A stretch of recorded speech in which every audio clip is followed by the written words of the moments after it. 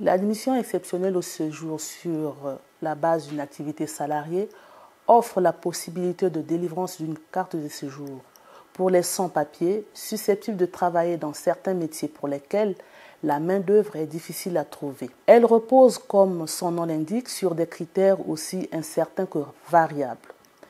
L'accès à un titre de séjour en vue de l'exercice d'une activité salariée est complexe et repose essentiellement sur le soutien de l'employeur disposé à entreprendre les démarches nécessaires. Une lettre proposant une embauche, même accompagnée d'un contrat de travail, est loin de constituer un dossier suffisant. Il s'agit d'une régularisation au cas par cas.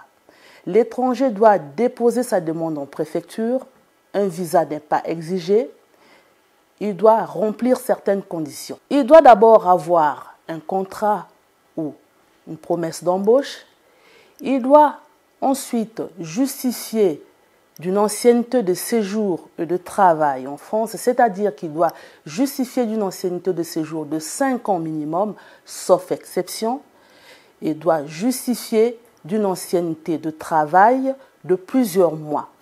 Il est à noter que les conditions à l'emploi sont particulières pour l'étranger intérimaire ou employé dans l'économie solidaire ou disposant d'un cumul de plusieurs contrats tels que un employé de domicile. Enfin, le candidat doit être en mesure de prouver son insertion dans la société française, c'est-à-dire qu'il doit parler le français au moins de façon élémentaire, ne pas représenter une menace pour l'ordre public, ne pas vivre en situation de polygamie, etc.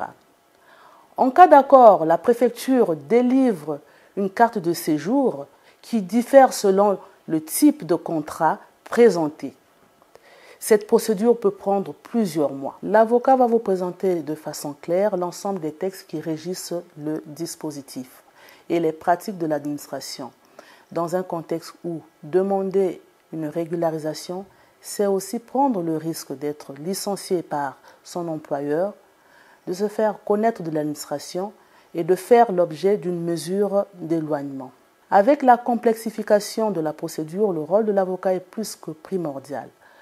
Dans ce genre de procédure, si je défends les intérêts d'un candidat à la régularisation, je l'accompagne tout au long de la procédure, c'est-à-dire que je le conseille en amont, je l'aide à constituer son dossier, je forme sa demande auprès de la préfecture, je l'accompagne le jour du dépôt de sa demande au guichet de la préfecture.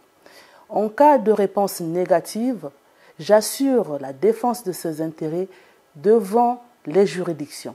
Je reste à votre disposition pour en discuter. Vous pouvez me contacter.